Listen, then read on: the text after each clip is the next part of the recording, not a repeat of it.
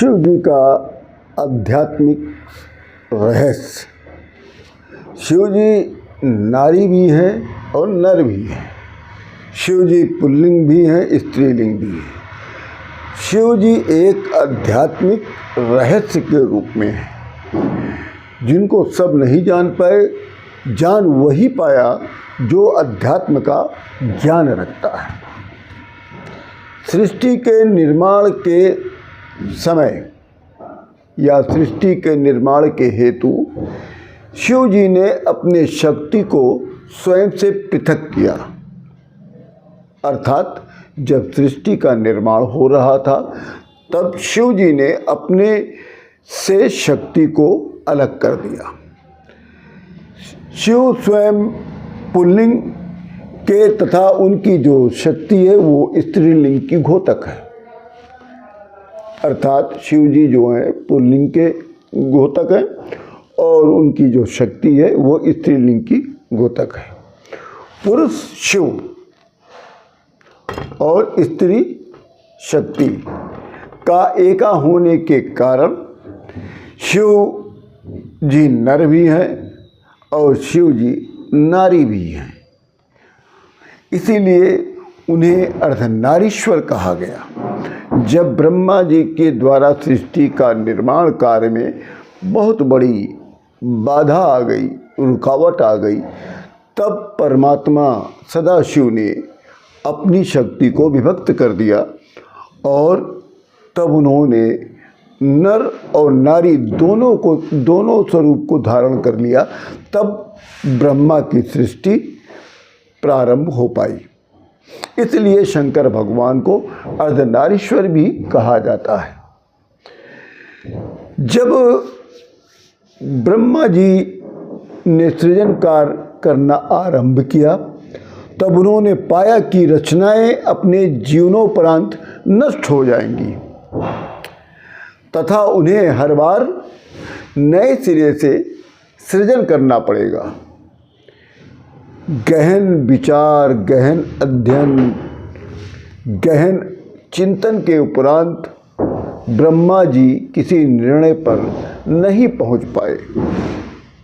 जब अपने किसी निर्णय पर नहीं पहुंच पाए तब ब्रह्मा जी अपनी समस्या को लेकर शंकर भगवान के शरण में चले गए। उन्होंने शंकर भगवान को प्रसन्न करने के लिए बहुत कठिन तपस्या किया। ब्रह्मा जी की कठोर तपस्या से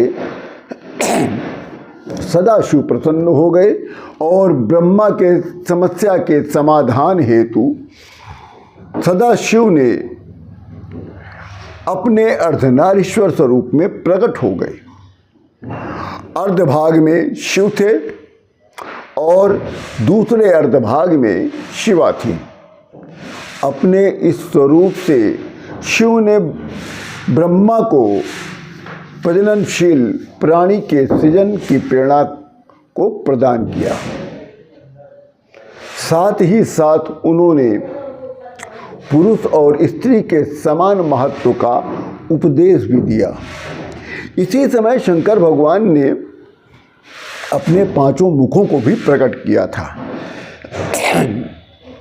इसके बाद शंकर भगवान का जो अर्धनारीश्वर स्वरूप था वो अंतर्ध्यान हो गया। ये सृष्टि अर्धनारीश्वर की है। आधी स्त्री आधा ईश्वर, इसी को कहते हैं अर्धनारीश्वर। आधी स्त्री आधा ईश्वर, इसी को कहते हैं अर्धनारीश्वर। इसीलिए सनातन धर्म में स्त्रियों की पूजा की जाती है। इसलिए स्त्रियां पूजनीय हैं। चूँकि आधी नारी आधा ईश्वर, इसीलिए वो अर्धनारीश्वर। ईश्वर तटस्थ है और सब कुछ कौन करता है? जब ईश्वर तटस्थ है तो सब कुछ कौन करता है? तो सब कुछ केवल प्रकृति करती है। और विज्ञान भी इस बात को स्वीकार करता है कि सृष्टि के प्रारंभ में ईश्वर ने मैथुनी सृष्टि की रचना किया था। जिसको पुराण में दूसरी तरह से बताया गया है। भगवान अर्धनारीश्वर से मैथुनी सृष्टि भगवान अर्धनारीश्वर से मैथुनी सृष्टि की शक्ति प्राप्त कर जब ब्रह्मा जी ने सृष्टि की कल्पना किया तब उनका शरीर दो भागों में विभक्त हो गया। ईश्वर जो सृष्टि को रचने वाला है उसको इस कार्य के लिए विष्णु शब्द की संज्ञा दी गई। बड़ी गूढ़ रहस्य ये। ईश्वर जो सृष्टि को रचने वाला है उसको इस कार्य करने के लिए विष्णु शब्द की संज्ञा दी गई। भूतानाम ब्रह्मा प्रथमोत यज्ञे तेना हरते ब्राह्मणा इस पर तुम कह। ये सृष्टि जो है द्विज प्रबंधन से चल रही है। मानव जीवन के अतिरिक्त पशु पक्षियों में भी नर और मादा दोनों लिंग होते हैं। वृक्षों में भी यही चीज़ पाया जाता है।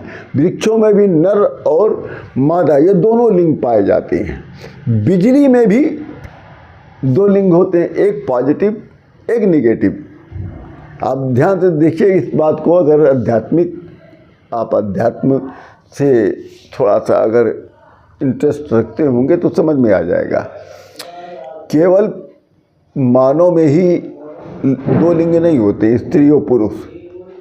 पशु पक्षियों में भी पाए जाते हैं स्त्री पुरुष, वृक्षों में भी पाए जाते हैं स्त्री पुरुष, और बिजली के तार में भी पाए जाते हैं स्त्री और पुरुष, मतलब पॉजिटिव और निगेटिव। अब ले लीजिए, सूर्य है तो उसका प्रकाश है, चंद्रमा है तो उसकी चांदनी भी है, अग्नि और उसका ताप तथा दूध और उसकी सफ़ेदी, दिन है तो रात भी है, सुख है तो दुख भी है। यही शिव जी का आध्यात्मिक रहस्य है।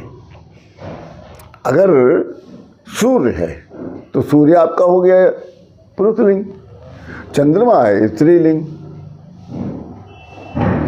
सुख है स्त्रीलिंग, दुख है तो पुल्लिंग, अग्नि है तो पुल्लिंग, और ठंडक है तो स्त्रीलिंग। यही है ईश्वर, हमारे परमेश्वर सदाशिव का आध्यात्मिक रहस्य। शंकर भगवान जब ब्रह्मा की सृष्टि रुक गई, नहीं हो पा रही थी, तब उन्होंने अपने शरीर को विभक्त कर दिया था। तब एक तरफ नर और दूसरी तरफ नारी, इसी से कहलाए शंकर भगवान अर्धनारीश्वर। और जब सृष्टि में उनका फिर भी काम नहीं हो पा रहा था, तब शंकर भगवान ने अपने पांचों मुखों को प्रकट कर दिया था, इसलिए उस समय वो पंचमुखी भी कहलाए। इसी के साथ राम राम।